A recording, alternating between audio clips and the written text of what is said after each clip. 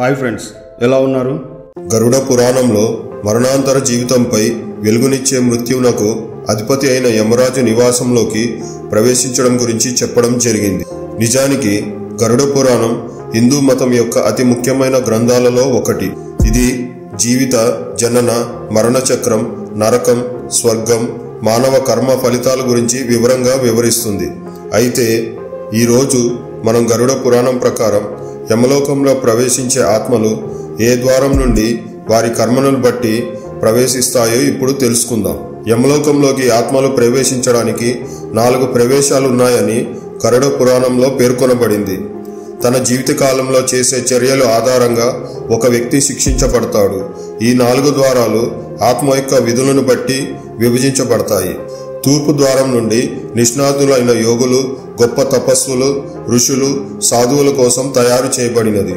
పుణ్యాత్ములు మాత్రమే ఈ ద్వారంలోకి ప్రవేశం పొందుతారు. ఇక ఈ ఆత్మలు యమలోకానికి చేరుకున్నప్పుడు తూర్పు ద్వారం తెరుచుకుంటుంది. గరుడ పురాణంలో ఈ తలుపు అనేక రకాల రత్నాలు, ముత్యాలతో నిండి ఉంటుంది.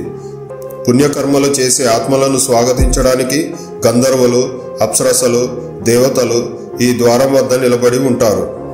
ఇక పుణ్యాత్ములు ఈ ద్వారం గుండా ప్రవేశించినప్పుడు వారిపై పుష్పాలు కురిపిస్తారు.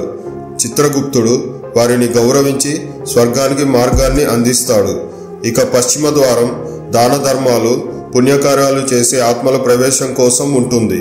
తమ జీవిత కాలంలో ఎప్పుడు ధర్మాన్ని అనుసరించి నిస్వార్థంగా అందరికీ సేవ చేసి ఏదైనా తీర్థయాత్రకు ప్రాణాలను త్యాగం చేసిన వ్యక్తుల ఆత్మలు ఈ ద్వారం గుండానే యమలోకంలోకి ప్రవేశిస్తాయి. ఇక ఉత్తర ద్వారంలో సత్యవంతుల ఆత్మలు, వారి తల్లిదండ్రులకు సేవ చేసిన వారు, ప్రజలకు సహాయం చేసిన వారు ఉత్తర ద్వారం ద్వారా యమలోకంలోకి ప్రవేశిస్తారు. ఇక దక్షిణ ద్వారం చాలా బాధాకరమైన ద్వారం.